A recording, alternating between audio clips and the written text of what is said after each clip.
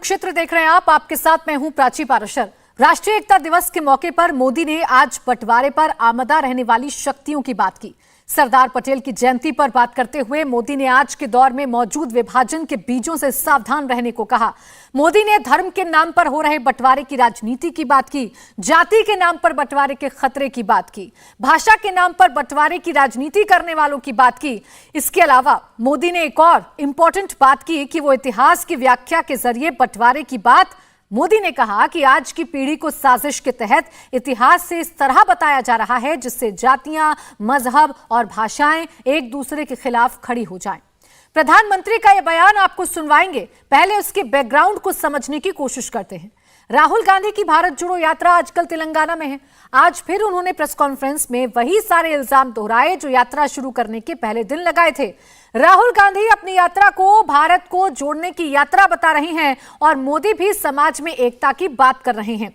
नफरत की राजनीति से सावधान कर रहे हैं। 2 राज्यों में चुनाव हैं, गुजरात में केजरीवाल भी एक्टिव हैं, वो भी क्षेत्रीय अस्मिता को उभार कर चुनावी रेस में शामिल होना चाहते हैं। आज कुरुक्षेत्र में हम इसी मुद्दे को समझने की कोशिश करेंगे। हम पड़ताल करेंगे कि क्या देश के सामने आज भी बंटवारे की वैसी ही चुनौतियां खड़ी हैं जैसी सरदार पटेल के समय में थी। क्या आज भी जाति, धर्म, भाषा, प्रांत, अस्मिता के मुद्दों को हवा देने वाले जिन्ना के जिन मौजूद हैं? अगर हैं तो हमारा सवाल है कि विभाजनकारी असरदार हैं या फिर देश के सरदार असरदार हैं। सबसे पहले हम आपको प्रधानमंत्री मोदी की वो बात सुनवाते हैं जिसमें उन्होंने बंटवारे वाली शक्ति का जिक्र किया है। जो जहर उस दौर में घोला गया, उसका नुकसान देश आज भी भुगत रहा है। इसलिए हमें आज बहुत सावधान भी रहना है। अतीत की तरह ही भारत के उत्कर्ष और उत्थान से परेशान होने वाली ताकतें आज भी मौजूद है। वो आज भी हमें तोड़ने की, हमें बांटने की हर कोशिश करती है। हमें जातियों के नाम पर लड़ाने के लिए तरह तरह के नैरेटिव गढ़े जाते हैं। प्रांतों के नाम पर हमें बांटने की कोशिश होती है। कभी एक भारतीय भाषा को दूसरी भारतीय भाषा का दुश्मन बनाने के लिए कैंपेन चलाए जाते हैं। इतिहास को भी इस तरह पेश किया जाता है ताकि देश के लोग जुड़े नहीं बल्कि एक दूसरे से दूर हो।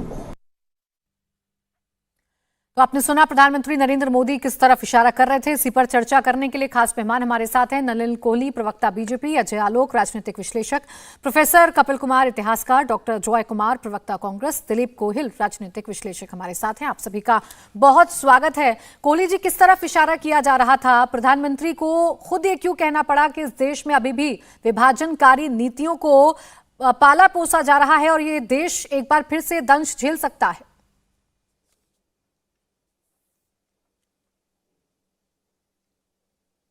प्राची जी, कुछ ही दिन पहले पुतिन जी ने भारत और प्रधानमंत्री नरेंद्र मोदी जी की तारीफ की। दुनिया में लगातार पिछले कई वर्षों से भारत की छवि मोदी जी के कार्यकाल में बढ़ी है, सुधरी है और भारत को एक नए अंदाज से देखा जा रहा है और भारत के लीडरशिप को, नेतृत्व को विश्वसनीय और बहुत दूर सोचने वाली लीडरशिप के रूप में देखा जा रहा है। लेकिन आप मुझे बताइए कि आज भी देश के अंदर में खुशी नहीं होती जब भारत के लिए अच्छा सोचा जाता है। इतनी नकारात्मक हो गई है सोच समाज के अंदर में, कई तबकों के अंदर में, कि वो हर चीज में नुक्स ढूंढते हैं।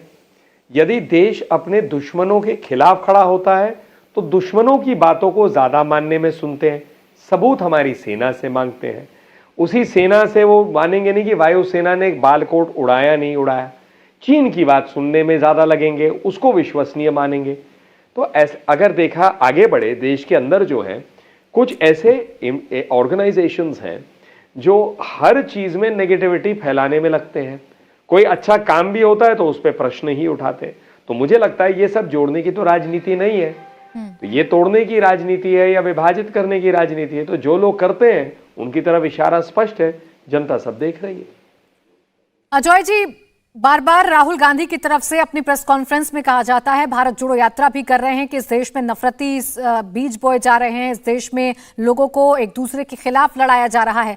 प्रधानमंत्री किसकी तरफ इशारा कर रहे हैं? प्रधानमंत्री कह रहे हैं कि अच्छे काम को अच्छा नहीं कहा जाता और एक बार फिर से बंटवारे के बीज डालने की कोशिश की जा रही है। इशारा आप लोगों की तरफ है। प्राची जी, आप परवेश वर्मा की बात सुन लीजिए ना, ये तो हद हो गई। नलिन भाई तो हमारे अच्छे मित्र हैं, सुबह शाम जो है ध्रुवीकरण की राजनीति कर रहे हैं। सुबह शाम जाति के आधार पर ये लोग राजनीति कर रहे हैं।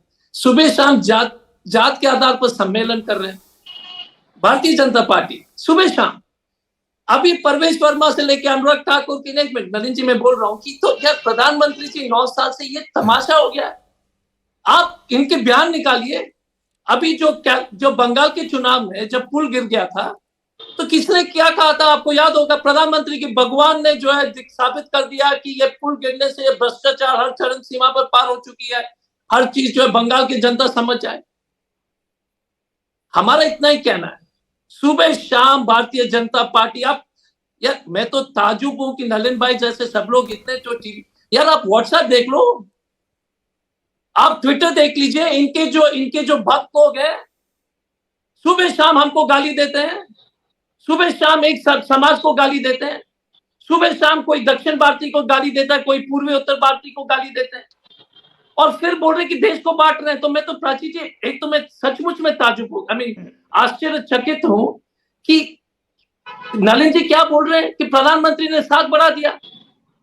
भूखमरी में दुनिया के सबसे ज्यादा, भ्रष्टाचार में सबसे ज्यादा, फ्रीडम इंडेक्स में सबसे ज्यादा, जर्नलिस्ट सबसे ज्यादा बंद हुए, सब चीज में रुपए तो खत्म ही हो गई, बेरोजगारी दुनिया के रिकॉर्ड तोड़ दी, 80 करोड़ लोग को जो है जबरदस्ती आपको खाने देना, नहीं तो भूखमरी की स्थिति हो जाएगी।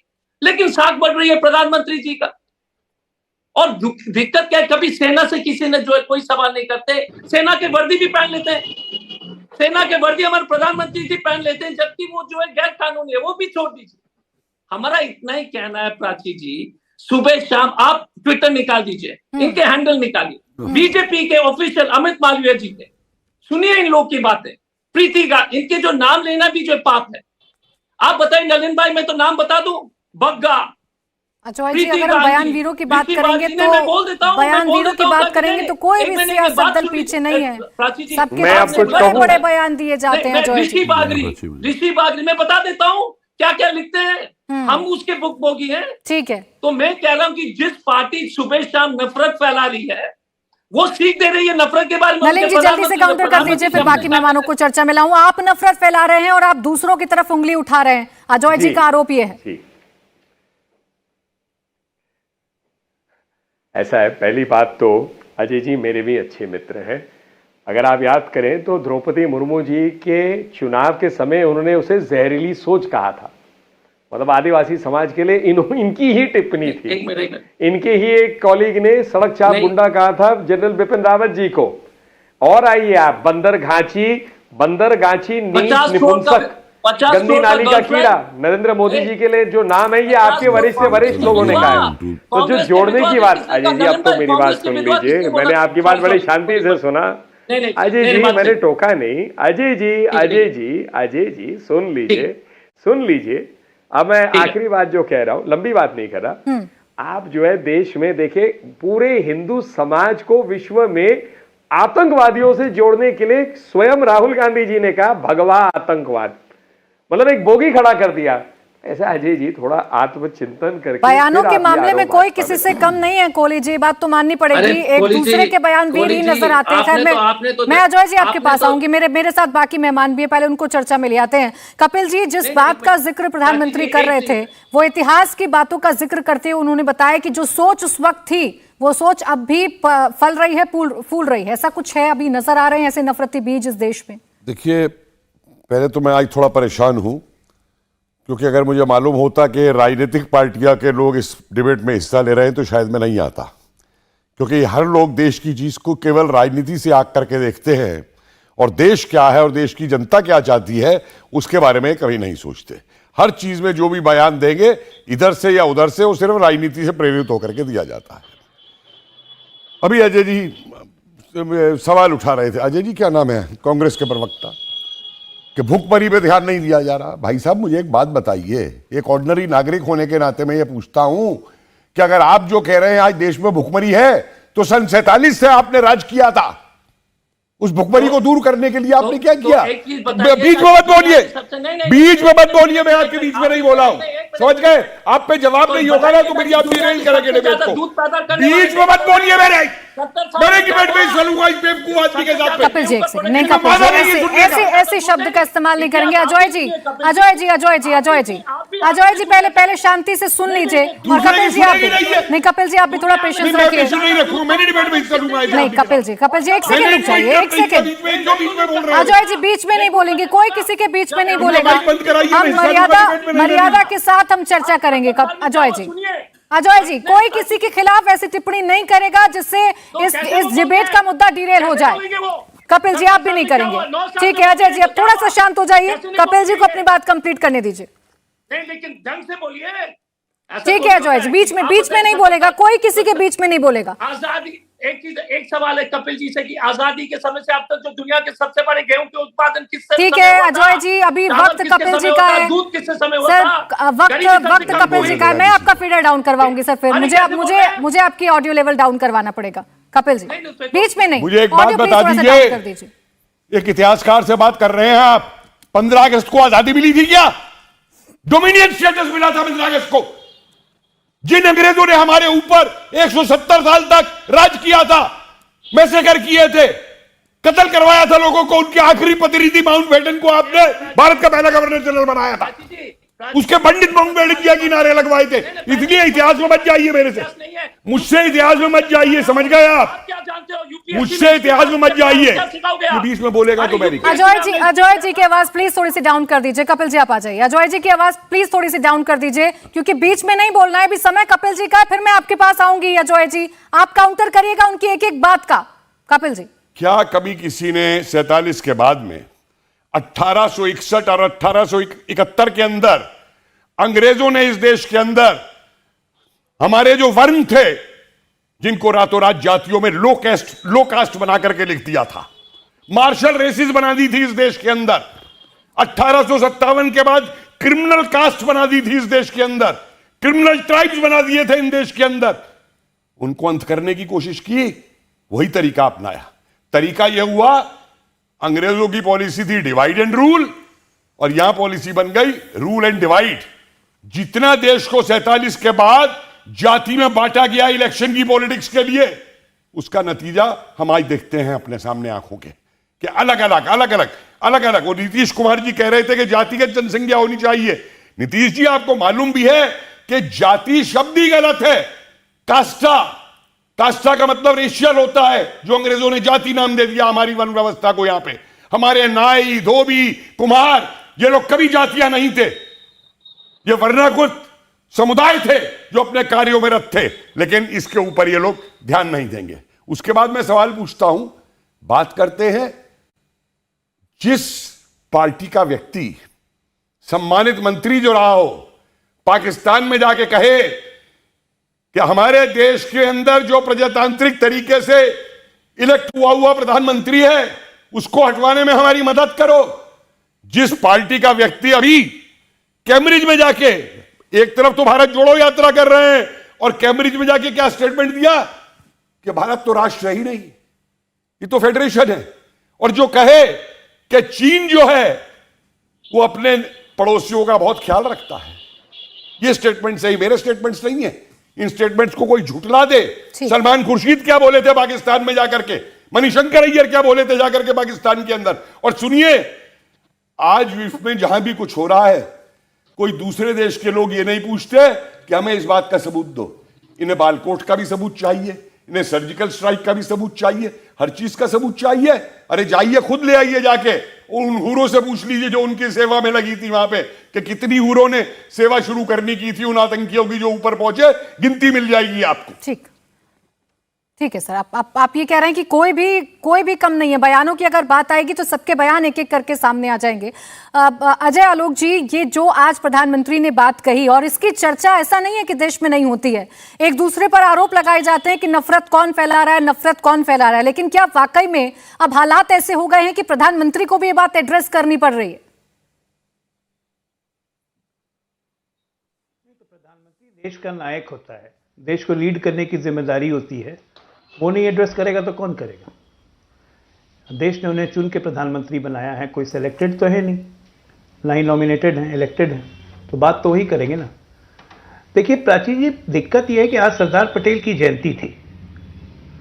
सरदार पटेल की जयंती पे राष्ट्रीय एकता दिवस मनाया जा रहा है, और आप ये देखिए कि सरदार पटेल की सोच के हिसाब से देश चले, या देश जैसे जैसे कांग्रेस का चरित्र बदलते गया, जो एक राष्ट्रवादी पार्टी अपने आप को कहती थी, जो कहती थी कि हमने स्वतंत्रता की लड़ाई लड़ी, हमने इस देश को जोड़ा, वही पार्टी अगर ये खुले बोलने लगे कि हम मुसलमानों की पार्टी हैं, उस पार्टी के प्रधानमंत्री बोलने लगे कि अल्पसंख्यकों का पहला अधिकार है, वो भी पार्लियामेंट में, इधर उधर नहीं, तो कहीं ना कहीं एक राष्ट्रीय पार्टी का जो चरित्र का ओवरऑल मेटामॉर्फोसिस होता है, उससे ये सब किसी भी देश में, किसी की भी देश के सोशियो इकोनॉमिक स्ट्रक्चर में, उस देश के साइक में एक टेक्टोनिक चेंज आना तय है।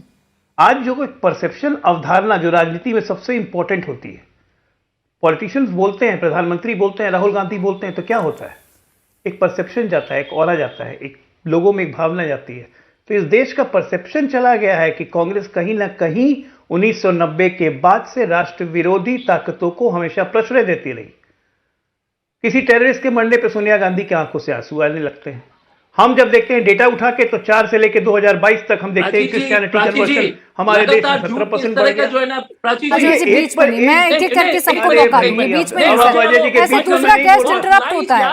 अरे आप इस बात पे काउंटर करिएगा अजय जी, बीच में इंटरप्ट नहीं, ठीक है आप जो मर्जी कर ले यार, आप कर लीजिएगा। कपिल जी प्लीज, डिफेमेशन करेगा तू दुनिया के ऊपर। नहीं कपिल जी प्लीज, आप बीच में मत बोलिए, और अजय जी आप भी बीच में मत बोलिए। हमारे दोनों नेता बेल पे है, फिगर डाउन रखिए। तुम्हारी सोनिया गांधी बेल पे है। कपिल जी प्लीज, अजय इनको बात करनी चाहिए, आलोक जी को। Alok ji, I am only Ajay ji, I am only repeating what Salman Khurshid said कि बटला हाउस के एनकाउंटर को देख के सोनिया गांधी की आंखों से आंसू निकल गए। ये तो पूरा देश जानता है। फाइल कीजिए मेरे पर डिफेमेशन, उससे क्या फर्क पड़ता है? सच्चाई सुनने में चिढ़ क्यों? मैं तो कह रहा हूं कि कांग्रेस के मेटामॉर्फोसिस के कारण ये अवधारणा गई है। ये बदलने की जिम्मेदारी आपकी है, मेरी नहीं है। पाकिस्तान से ये तुम बोल रहे हो, नोटिस ये बदलने की जिम्मेदारी मैं आ रही हूँ आपके पास। अजय जी चिढ़ेंगे। प्लीज, मेरे दूसरे मेहमान को बोलने दीजिए। आप प्लीज थोड़ा सा ऑडियो लेवल डाउन रखिए। अजय जी, मैडम ये तो शो में मैं अटेंड ही नहीं कर रहा। मैं आ रही हूँ सर, बीच में एक दूसरे के इंटरप्ट करेंगे। मेरे बाकी मेहमानों को एक एक करके पहला ओपनिंग रिमार्क तो रखने दीजिए। ओपनिंग रिमार्क तो रखने दीजिए। कांग्रेस पार्टी के यहाँ अजय कुमार जी, लगातार आरएसएस के पिट्टू को अच्छा मुझे आपको बीच में रोकना होगा, बीच में रोकना होगा। गुजरात से प्रेस कॉन्फ्रेंस आ रही है मोरबी के हादसे को लेकर, सुनते। हमने एक एफआईआर दाखिल की जिसमें किसी भी प्रकार के नेग्लिजेंट एक्ट के लिए किसी भी व्यक्ति के विरुद्ध में कड़क से कड़क पगला लेने के उद्देश्य से मोरबी पुलिस द्वारा 304, 308 और आईपीसी की 114 मुजब की धाराओं के तहत इसमें गुनाह दाखिल किया गया। हमारा इरादा शुरू से ही आरोपियों के विरुद्ध में कड़क से कड़क या सख्त से सख्त सज़ा दिलाने का और एक दाखला बैठाने का प्रयास हमने कल जो एफआईआर की है उसमें किया गया है। आपको पता है कि ये जो टोटल जो एफआईआर दाखिल हुई है उसमें कल 6:30 बजे जो हैंगिंग ब्रिज था वो कोलैप्स हुआ है। उसके कोलैप्स की वजह से काफ़ी लोग उसमें पानी में गिरे हैं। पानी में गिरने के बाद काफ़ी लोगों की डेथ हुई है, लेकिन पुलिस का और प्रशासन का इतना फास्ट रिस्पॉन्स इस पूरी प्रक्रिया के तहत हुआ है कि तुरंत मोरबी पुलिस, मोरबी के पब्लिक, सब लोगों ने एक उत्तम दाखला मानवता को बचाने के लिए कल किया है। इस अभियान के अंदर मोरबी के एक एक व्यक्ति ने, भले पुलिस की ट्रैफिक व्यवस्था हो, पुलिस के लिए लोगों को एम्बुलेंस से तात्कालिक हॉस्पिटल पहुंचाने की व्यवस्था हो, बाहर के लोगों के लिए खाने पीने की व्यवस्था हो, तमाम बाबतों में मोरबी के पब्लिक ने हमारा एक खूब बड़ा हमारा मदद किया है। हम इस मौके ऊपर मोरबी की पब्लिक का भी हम तहे दिल से शुक्रगुजार हैं। सर ओरेवा कंपनी जिसका नाम आपको पता है कि जो फास्ट रिस्पॉन्स हुआ है उसमें पुलिस द्वारा जो पूरी कार्रवाई हुई है उसमें लगभग तुरंत एक्शन लेते हुए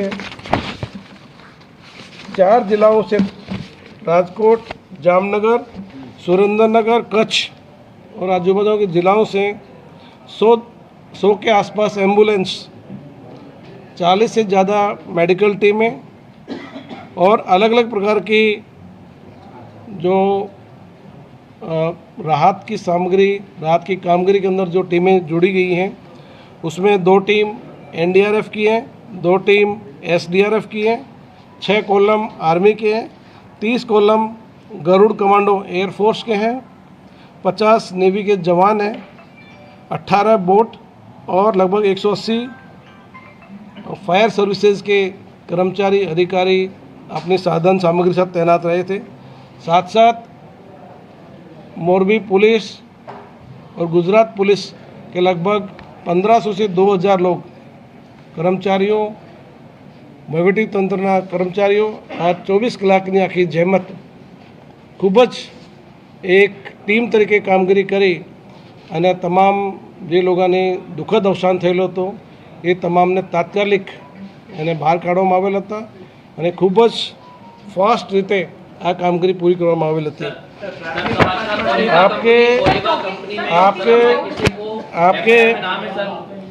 आपके लिए जो कल एफआईआर दाखिल की गई थी उसमें आज हमने 9 लोगों को अरेस्ट किया है। ये 9 लोग कल हमने जो एफआईआर की थी उसके अंदर 304, 308 और 114 की जो धाराएं हैं उसके तहत हमने दाखिल की थी। उसमें से जो 9 लोग अरेस्ट किए गए हैं उनकी जो पूरी विगत है उसमें से दीपक भाई नवीन चंद्र भाई पारेख एज 44 ओरिवा कंपनी में मैनेजर है। दूसरा दिनेश भाई मनसुख भाई दवे ये पण ओरिवा कंपनी के अंदर मैनेजर है। तीसरा मनसुख भाई वालजी भाई टोपिया एज 59 ये टिकट क्लर्क का काम करते हैं। चौथा मदर भाई लाखा भाई सोलंकी ये भी वहाँ टिकट क्लर्क का काम करते हैं। इसके साथ साथ जो इस पूरी जो रिपेयरिंग की काम हुई उसमें जो कॉन्ट्रैक्टर का काम करते थे उसमें से 2 लोग धांगध्रा के हैं जिनका नाम है प्रकाश भाई लालजी भाई परमार, ये ब्रिज रिपेयरिंग कॉन्ट्रैक्टर है। दूसरा देवांग भाई प्रकाश भाई परमार एज 31 ये दोनों ब्रिज के कॉन्ट्रैक्ट के रिपेयर करने काम करते हैं। साथ साथ इस आखिर टीम के अलावा 3 ऐसे लोग भी हैं जो पूरी नेग्लिजेंट एक्ट जिसमें लोगों को रेगुलेट करना होता है, ज़्यादा लोगों को निकालने का काम होता है, ज़्यादा लोग वहाँ की स्ट्रेंथ से बाहर नहीं निकले, तो इस तरह की जो सिक्योरिटी गार्ड थे ये 3 लोगों को उसमें अरेस्ट किया गया है। तो टोटल हमने आज 9 लोगों को कोविड टेस्ट कराने के बाद इनको अरेस्ट किया गया है। दूसरा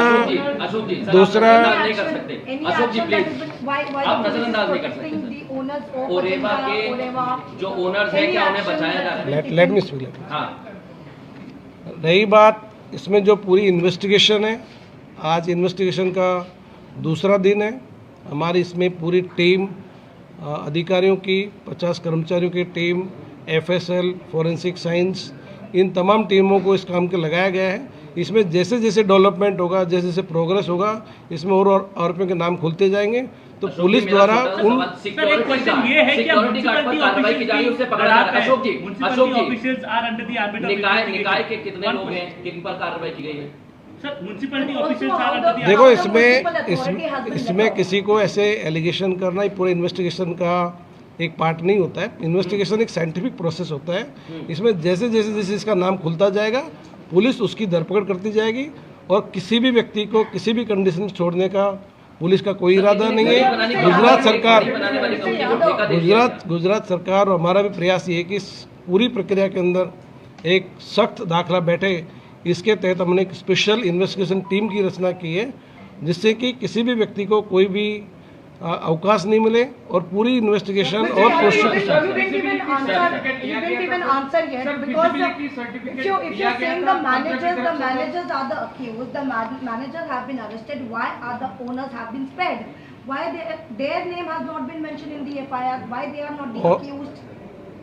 मैंने जैसे आपको पहले बताया है, जो पूरी इन्वेस्टिगेशन के अंदर जिन लोगों का प्राथमिक तबक्के इनका रोल आया है उनको पुलिस ने अरेस्ट किया है। अभी पुलिस के पास इन्वेस्टिगेशन है मरम्मत के लिए ओनर्स की जिम्मेदारी भी बनती है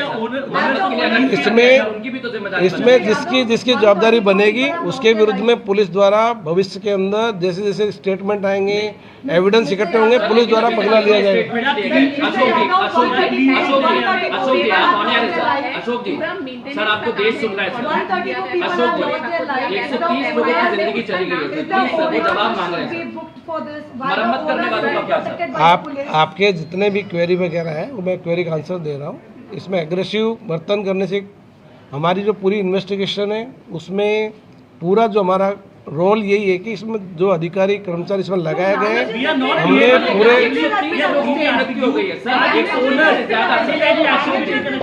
मैं गुजराती बोल दूँ? आप मुझे बोले तो दो। आप बताइए ना सर, ओनर्स को लेकर क्या कर रहे हैं? आप मुझे बोले तो।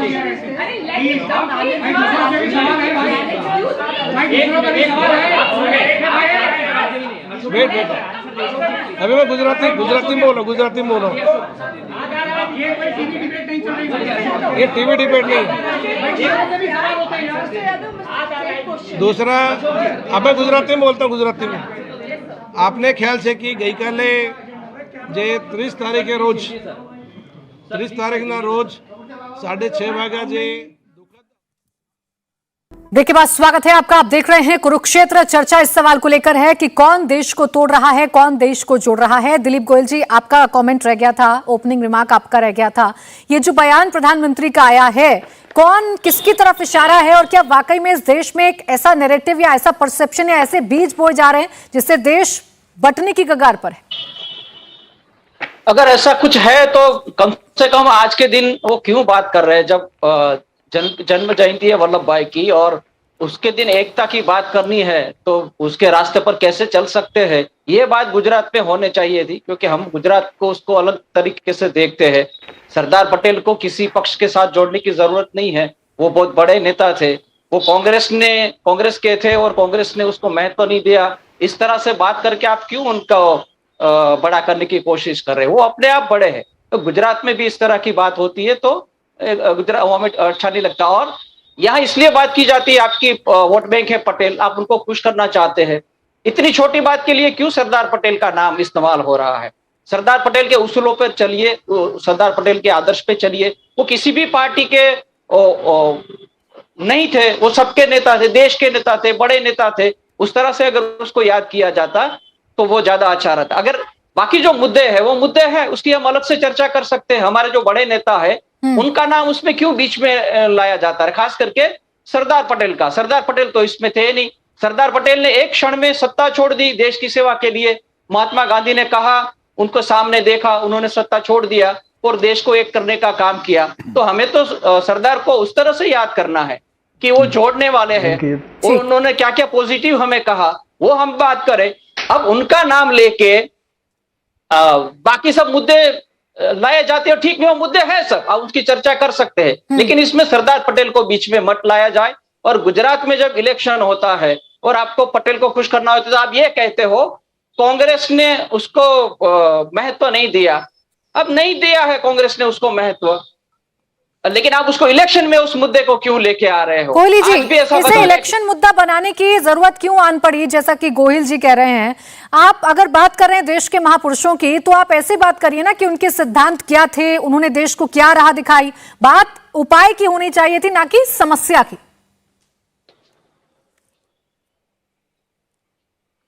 हमारे संविधान में सबको अनुमति है कि अपनी बात रखे। गोहिल जी भी रख ही रहे हैं, बाकी भी आपके पैनलिस्ट रख रहे हैं, लेकिन गोयल जी ने दो बड़ी अद्भुत बातें की। सरदार वल्लभ भाई पटेल जी को तो देश भूलने की स्थिति पे आ गए थे। मतलब केवड़िया में जो खड़ा किया है स्टैच्यू ऑफ यूनिटी, इसका मजाक उड़ाया गया था, लेकिन सरदार पटेल के लिए इतनी बड़ी प्रतिमा कभी ना बने जिन्होंने देश को जोड़ा, यूनिटी का काम किया। कभी 70 साल में किसी को नहीं सूझा, क्योंकि एक परिवार के नाम के ऊपर में ही सब कुछ होना था। और आज के दिन क्या महत्वपूर्ण नहीं है कि जोड़ने की बात करें, ये असली जोड़ने की बात है।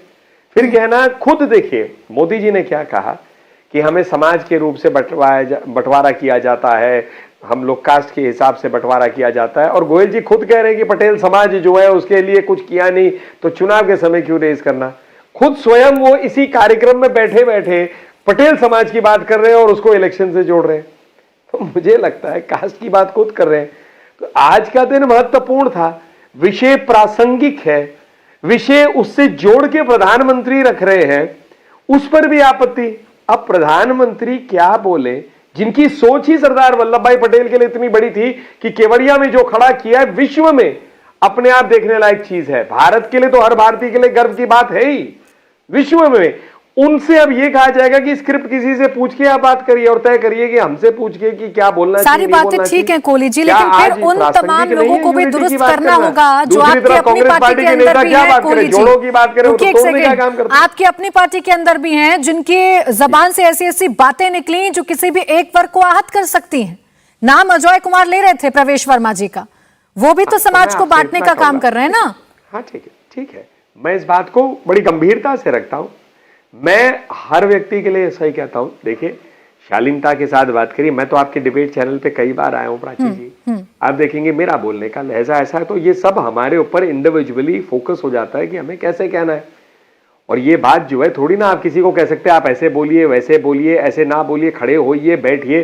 भाई सारे लोग स्वतंत्र हैं, संविधान में उसकी गरिमा समझने का अधिकार भी उन पर पड़ता है, जिम्मेदारी पड़ता है। पर तुरंत उसको कह देना भाजपा की शैली है, ये कहां पर भाजपा की शैली है। भाजपा की शैली में जो 5000 अच्छे काम होते हैं उसके लिए तो गाली सुनने पड़ते हैं। कह दिया मतलब 80 करोड़ लोग तक पूरे कोरोना में एक व्यक्ति इस देश में भूखा नहीं मरा। लेकिन कोहली जी, अगर किसी विपक्षी के मुंह से कुछ ऐसा निकल जाए तो आप लोग भी छोड़ते नहीं है उसे, भी पार्टी की विचारधारा से आप भी जोड़ना बखूबी जानते हैं, उसकी भी तारीफ नहीं है, आप भी बखूबी जोड़ते हैं। अजय जी, कोहली जी ने आपकी बात का भी जवाब दिया और उन्होंने कहा कि जरूरी था, प्रासंगिक था आज ऐसी बातों का जिक्र करना। आवाज सर आपकी नहीं आ रही है, प्लीज आवाज सर म्यूट शायद हो गया। मैं आपत्ति दर्ज करना चाहूँ। प्रोफेसर कपिल कुमार बोलते हैं इंडिपेंडेंट है, ट्विटर में मोदी जी के साथ फोटो डालते हैं और फिर कांग्रेस के ऊपर हमला करते हैं। अजय जी, आप पर्सनल टिप्पणी नहीं करेंगे। मैं जवाब दूंगा। मोदी जी के ऊपर मोदी जी इस देश का प्रधानमंत्री है, सोनिया गांधी नहीं है, राहुल गांधी नहीं है, जिस परिवार की तुम दास्ता करते हो। मैं अपने प्रधानमंत्री का फोटो डालता हूँ, बिल्कुल डालूंगा। तुम्हारी तरह गैरत नहीं हूं मैं जो चीफ के जिनपिंग का फोटो डालूंगा। तुम लोग तो जिनपिंग के साथ फोटो डालते हो। जो आप अपने आप को पढ़े लिखे इंसान बोलते हैं। अरे आप पढ़े लिखे नहीं, आप पढ़े। अजय जी, पर्सनल टिप्पणी मत करिए। बता दीजिए, पर्सनल टिप्पणी करेंगे तो ऐसा इनको रखा करूंगा। एक सेकंड, मैं बात कर रही हूँ कपिल जी, मैं बात कर रही हूँ। एक सेकंड अजय जी, पर्सनल टिप्पणी कोई नहीं करेगा किसी पर भी, पर्सनल टिप्पणी नहीं करेगा कोई भी। मोदी जी मेरे देश आपकी अनुमति से प्राची जी, मोदी जी तुम्हारी पार्टी के नहीं है। आरएसएस का गठ पड़ा रहे हो और इंडिपेंडेंट बोलते हो। नहीं अजय जी, आप किसी को यहाँ पर सर्टिफिकेट नहीं बांटेंगे।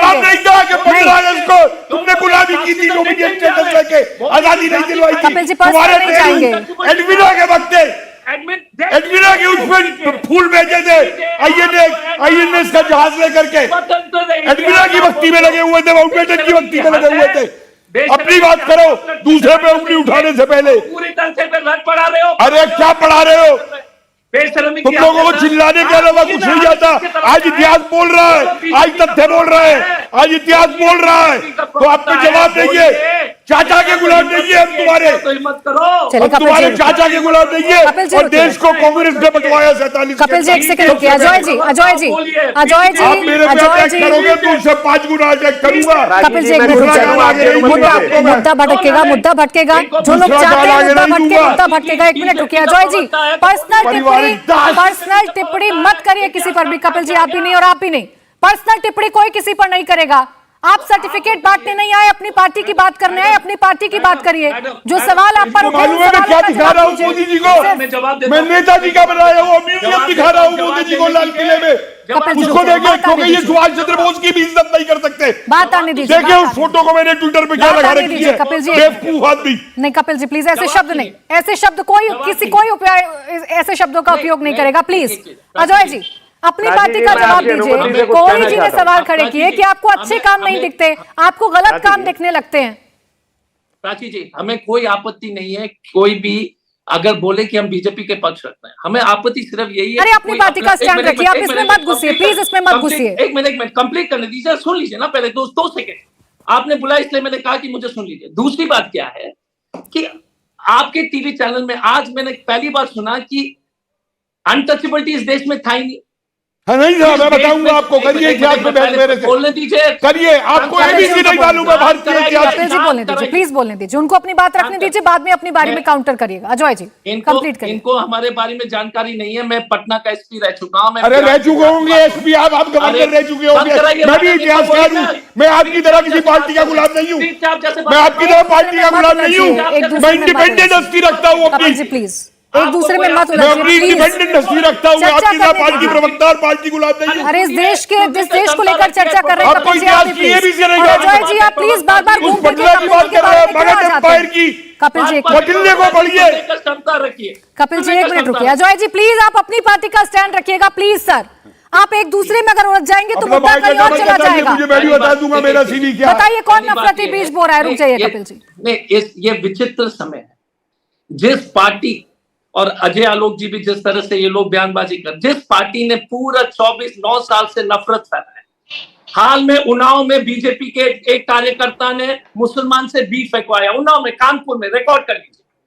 लगातार ये लोग नफरत फैला रहे हैं धर्म के नाम पर, जात के नाम पर, और ये लोग आज और सोशल मीडिया में, और अब सीख दे रहे हैं कि देश की बंटवारा हो रही है, देश के ऊपर हमला हो रहा है। और अजय आलोक जी जैसे बिहार में देख चुके हैं और रोज देखते हैं, और टीवी में आकर के लगातार देखिए, आपको कांग्रेस को बदनाम कर कोई दिक्कत नहीं, आपका जो है अगर आपने उसको ठान लिया कोई दिक्कत नहीं है। लेकिन सिंपल चीज है कि आप जाइए और आम आदमी से पूछिए, 9 साल में अचानक जो है 9 साल में हिंदू खतरे में आ गया क्या?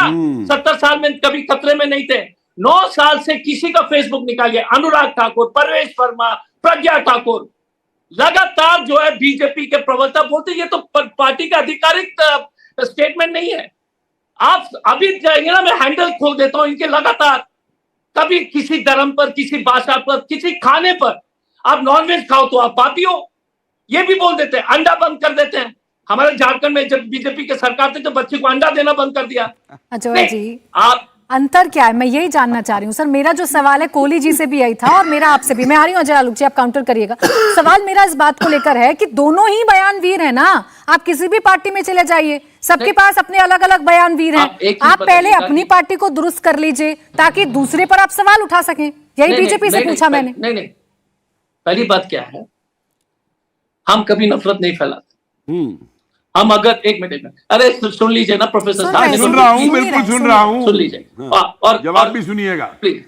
नहीं सुनिए, ज्यादा बोलिए मत। बदतमीजी का पीएचडी आप होंगे, लेकिन अजय जी और कपिल जी आप आपस में मत लड़िए। मैं बोलने दूंगा इस आदमी को, बिल्कुल नहीं बोलने दूंगा। ऐसी भाषा का इस्तेमाल मत करिए, ऐसी भाषा का इस्तेमाल मत करिए कपिल जी, प्लीज मत करिए। नहीं कपिल जी, ऐसे शब्दों का इस्तेमाल कोई नहीं करेगा, ऐसे शब्दों का इस्तेमाल कोई नहीं करेगा। और इंडिया टीवी का ऐसे शब्दों से कोई ताल्लुक नहीं है। नहीं कपिल जी, कपिल जी प्लीज ऐसे शब्दों का इस्तेमाल मत करिए। आप किसी के बारे में कुछ नहीं कह सकते हैं। कपिल जी प्लीज, मैं बार बार आपसे रिक्वेस्ट कर रही हूँ, मैं आपसे रिक्वेस्ट कर रही हूँ, ऐसे शब्दों का इस्तेमाल नहीं करेंगे। नहीं सर, आप किसी को ऐसे नहीं कह सकते। मैं उनको भी टोक रही हूँ, मैं आपको भी टोक रही हूँ। ये तरीका नहीं है ना डिबेट करने का। हम टेलीविजन पर बैठे हैं, तुम्हारे गाड़ी का जमाना रही है कि जो एक खा के दूसरी का आगे कर दूंगा, ऐसा हाथ लगाऊंगा कि हाथ कट जाएगा। कपिल जी, ये तरीका नहीं है डिबेट करने का। अजय आलोक जी, अजय आलोक जी, आप काउंटर कर रहे थे। अजय जी देखिए प्राची जी, सबसे पहले अजय कुमार जी को यह बताना चाहूंगा, कभी भी हिंदू इस देश में खतरे में नहीं आया, ना पिछले 8 साल में, ना पिछले 70 साल में। यही खतरे में आ जाएगा तो विश्व में क्या होगा हिंदू का। हाँ, पिछले 8 साल में एक चीज जरूर हुई है, हिंदू जागरूक हो गया और हिंदू बोलना सीख गया है और जवाब दे रहा है। जिस जवाब की आपको आदत नहीं थी पिछले 70 सालों में, वो जवाब आपको मिल रहा है। प्रधानमंत्री ने आज जो एनालॉजी की वो इसलिए की क्योंकि इतिहास के पन्नों में आप भी जानते हैं, मैं भी जानता हूं, अब बीच में मत बोलिए, सुनिए, मैं भी जानता हूं और आप भी जानते हैं, नेहरू जी ने आपत्ति की थी यूएन में कश्मीर मुद्दे को ले जाने पे। ये इतिहास के पन्नों में दर्ज है कि ये पटेल जी की आपत्ति थी, तब भी नेहरू ले गए। आज कश्मीर प्रॉब्लम उसी के कारण है या नहीं है, ये बांटने की कोशिश थी या नहीं थी। नेहरू ने आपत्ति की थी, चीन पे भरोसा मत करो, पटेल ने आपत्ति की थी, नेहरू जी ने किया। ये भी इतिहास के पन्नों में, आपके इतिहास में दर्ज है। ये सही है या नहीं? एजुकेशन पॉलिसी आपकी थी, आपने बनाया।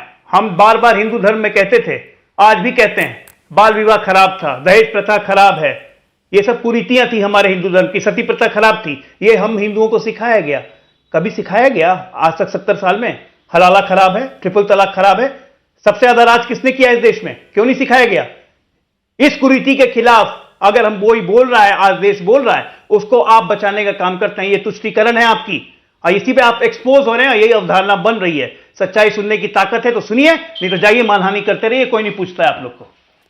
दिलीप जी, जो चर्चा इस वक्त चल रही है, डॉक्टर अजय कुमार जी कह रहे थे और कोहली जी ने ही बताया, जो आपने सवाल खड़े किए कि देखिए आज तो प्रासंगिक था, चर्चा हो रही थी सरदार पटेल को लेकर, तो ये बताना भी जरूरी था कि वो इस देश को किस राह पर चलाना चाहते थे और अब किस राह पर देश चल रहा है, किस तरीके की राजनीति इस देश में हो रही है, और इसीलिए जिक्र प्रधानमंत्री ने किया उन बातों का।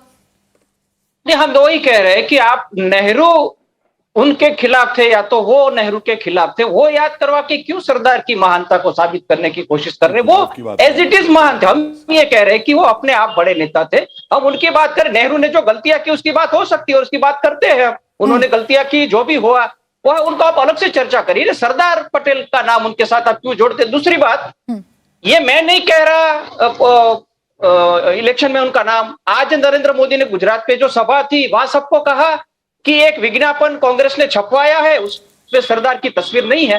2 विज्ञापन छपे हैं, एक में तस्वीर नहीं है, सही बात है, लेकिन जो दूसरी विज्ञापन छपी है उसमें इंदिरा और सरदार दोनों की तस्वीर है, तो ये तो अर्ध सत्य हो गया। तो नरेंद्र मोदी खुद ये लोगों को कह रहे हैं कि देखिए आपके सरदार पटेल की तस्वीर नहीं छपी। हम ये कह रहे हैं आप कांग्रेस की बुराई करें, आप कांग्रेस ने, नेहरू ने जो गलतियां की उस आप जरूर बताए, सरदार का नाम उसके साथ मत जोड़े। बाकी सरदार की बात आप जब करें तो सरदार के आदर्शों की बात करें, वो करे, वही हम कह रहे हैं। लेकिन जब सभाओं में नरेंद्र मोदी खुद ये लोगों को कहेंगे देखिए आपके सरदार की तस्वीर कांग्रेस ने नहीं छपी, इसलिए हम कह रहे हैं हम दोनों को अलग रखना चाहते हैं। सरदार को हम अपने अलग देखना चाहते हैं। सरदार बड़े नेता थे, उनका अलग से हो, जो प्रतिमा बनाई गई। आपको लग रहा है कि इस्तेमाल किया जा रहा है हमारे देश की महान हस्तियों के नाम को अपने अपने वोट बैंक के लिए? कपिल जी, जो एक पॉइंट दिलीप जी उठा रहे हैं कि ये कहां तक जायज है कि हम अपने वोट बैंक के लिए या चुनावी फायदे के लिए किसी भी महापुरुष का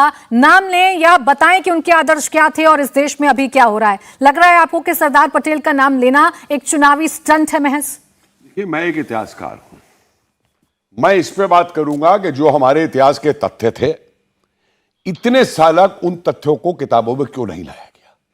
क्यों किसी किताब में ये नहीं लाया गया कि जब कबायलियों ने हमला किया कश्मीर के ऊपर, वैसे तो पाकिस्तानी सेना थी, नाम कबायली था, कि सरदार पटेल ने कैबिनेट मीटिंग में ये कहा कि इनके ऊपर एयरफोर्स से बम बरसा करके इनके दर्रों से आना रोक दिया जाए, जिसको ओवर रूल कर दिया गया।